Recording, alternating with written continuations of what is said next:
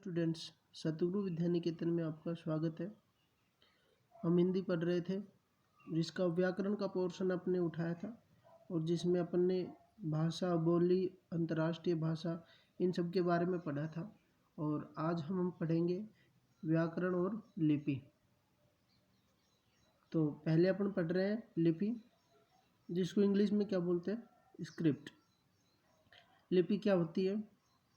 किसी भाषा को लिखने का सही तरीका उस भाषा की लिपि कहलाती है।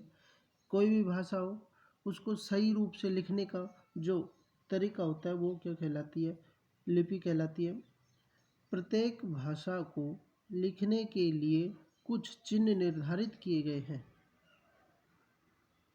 जैसे हिंदी भाषा की लिपि देवनागरी की, तथा उसके चिन्ह कौन कौन से हैं?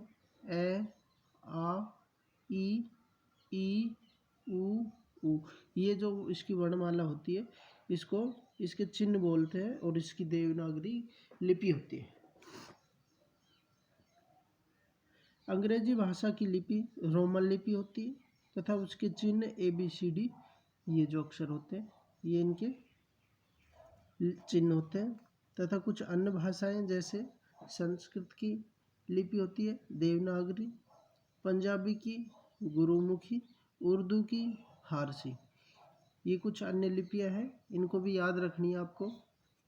एक बार फिर से रिपीट कर रहे हैं। जैसे हिंदी की देवनागरी, इंग्लिश की रोमन, संस्कृत की देवनागरी, पंजाबी की गुरुमुखी, उर्दू की फारसी।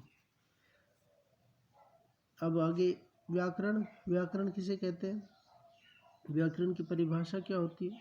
तो व्याकरण वह ज्ञान या फिर कोई ग्रंथ, जैसे कोई बुक होगी व्याकरण की तो उसको क्या बोलते हैं? ग्रंथ। तो व्याकरण वह ज्ञान है जिसे हम भाषा को शुद्ध रूप में पढ़ना, लिखना तथा बोलना सीखते हैं। हमें पढ़ना भी आता है व्याकरण से, लिखना भी और बोलना, तीनों चीज़ें हम किससे सीखते हैं? व्याकरण की वजह से। अब आगे चलते हैं। व्याकरण भाषा को नियमों में बांधती है, जिससे भाषा शुद्ध व सुंदर बनती है। अगर व्याकरण नहीं होगी तो हमारी हिंदी जो भाषा है उसके कोई नियम नहीं होंगे, शुद्ध नहीं होगी, अशुद्ध होंगी। अपन बोलेंगे भूतकाल निकलेगा, भविष्यकाल, और सुंदर भी नहीं लगेगी। तो व्याकरण का काम क्या है? व्याकरण भाषा को नियमों में बांधती है, जिससे भाषा शुद्ध व सुंदर बनती है। किसी भी भाषा को सीखने के लिए उसके वर्णों, शब्दों और वाक्यों का ज्ञान बहुत जरूरी है। अब देखते हैं कि वर्ण किसे कहते हैं, शब्द तथा वाक्य किसे कहते हैं। तीनों की अपन परिभाषा एक बार मौखिक रूप से देख लेते हैं। तो वर्ण किसे कहते हैं? वर्ण क्या होता है कि भाषा की सबसे छोटी लिखित इकाई को वर्ण कहते हैं। कि अपनी जो ये भाषा है, जैसे हिंदी भाषा है, इसकी सबसे छोटी इकाई होगी, उसको क्या बोलेंगे? वर्ण बोलते हैं। और हिंदी भाषा में मूल वर्ण 44 होते हैं तथा मानक वर्ण 52 होते हैं, जिसमें से 11 स्वर होते हैं और 33 व्यंजन होते हैं। तो वर्ण की परिभाषा क्या हो गई कि भाषा की सबसे छोटी लिखित इकाई वर्ण कहलाती है। अब शब्द की देखेंगे। दो या दो से अधिक वर्णों के मेल को शब्द बोलते हैं। शब्द किसको बोलते हैं? दो या दो से अधिक वर्णों के मेल को शब्द बोलते हैं। तथा वाक्य किसे बोलते हैं? दो या दो से अधिक वाक्यों के सार्थक मेल को वाक्य बोलते हैं। दो या दो से अधिक शब्दों के सार्थक मेल को वाक्य बोलते हैं। इसमें क्या होना चाहिए? अर्थ, सह अर्थ। सार्थक मतलब अर्थ के सहित होना चाहिए वो वाक्य। और आगे व्याकरण के अपन भेद देख रहे हैं कि व्याकरण के कितने भेद होते हैं। व्याकरण के 3 भेद होते हैं मूल रूप से।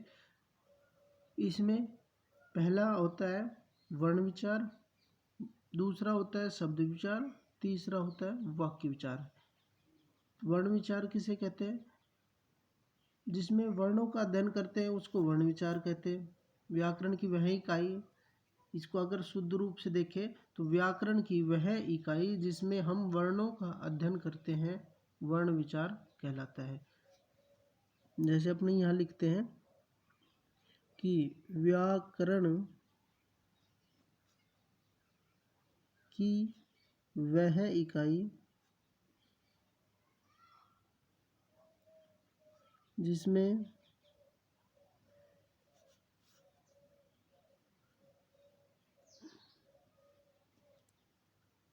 हम, फिर उसके आगे ये आ जाएगा, जिसमें हम वर्णों का अध्ययन करते हैं, वर्ण विचार कहलाता है। व्याकरण की वह इकाई जिसमें हम वर्णों का अध्ययन करते हैं, वर्ण विचार कहलाता है। शब्द विचार किसे कहते हैं? व्याकरण की वह इकाई जिसमें हम शब्दों का अध्ययन करते हैं, शब्द विचार कहलाता है। वाक्य विचार किसको कहेंगे? वाक्यों का अध्ययन या वाक्यों के बारे में अध्ययन वाक्य विचार कहलाता है। एक महत्वपूर्ण परिभाषा और देख रहे हैं अपने कि मातृभाषा क्या होती है। तो बच्चा जिस भाषा को सबसे पहले सीखता है, मातृभाषा कहलाती है। जैसे घर में बोली जाने वाली भाषा या उसकी माता पिता के द्वारा बोली जाने वाली भाषा मातृभाषा कहलाती है। बच्चा जिस भाषा को सबसे पहले सीखता है, मातृभाषा कहलाती है। अपनी आज 2 क्लास हो चुकी है और ये क्लास जो है जो 4th और 5th दोनों के लिए होगी, क्योंकि व्याकरण समान होती है।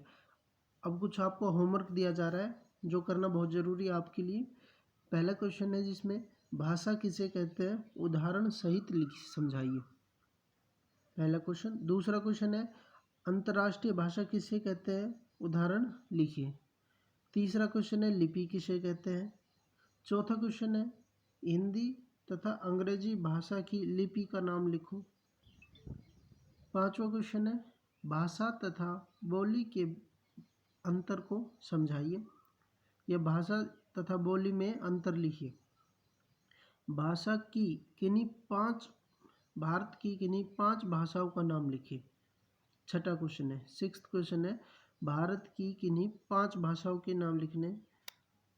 व्याकरण किसे कहते हैं, इसके भेदों के नाम लिखिए। ये आपका 7वां क्वेश्चन है। ये क्वेश्चन आपको करने हैं अपने नोटबुक में। Thank you.